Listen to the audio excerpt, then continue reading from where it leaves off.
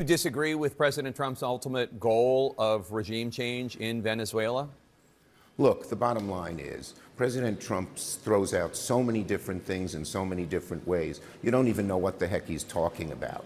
You know, obviously, if Maduro would just flee on his own, everyone would like that. But we don't know what the heck he's up to when he talks about that. So it's very, you cannot say, I endorse this, I endorse that, when Trump is all over the lot, not very specific, and very worrisome at how far he might escalate. Oh my God, I don't know what he's gonna do. Is he gonna do a war over here? Is he gonna do a war over there? He's doing all these wars. But what am I supposed to say about it? Make your mind up, Mr. President. Either do the war or don't do the war, but you gotta be consistent with your warmongering. That's the best you can fucking do? That's your belief?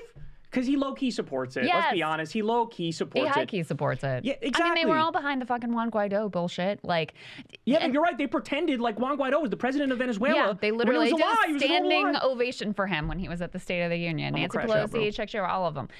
Yeah, you have Ro Khanna responded to that and said, yes, Democrats oppose regime change war in Venezuela. Instead of wasting trillions on endless wars, we must invest in jobs, healthcare, and housing for Americans.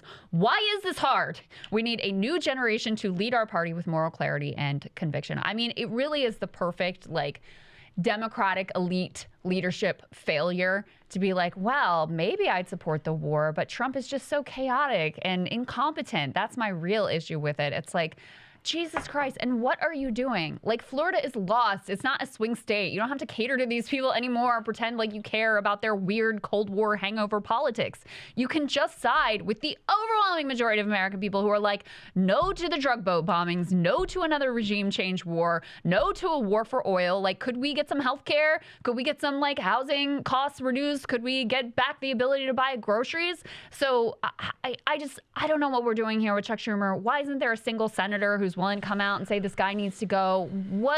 He is the biggest fail. Like, Hakeem Jeffries is also really bad. This guy is somehow actually worse. There was a memo in the House where the Democratic leadership said, don't say anything about the Venezuela policy. The marching orders were, let him cook, let the Republicans cook on this.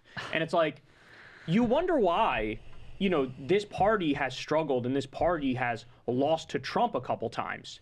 It's actually not that hard to figure out. Yeah, because that's right. This is what you're screaming to the world here is, I don't believe in anything.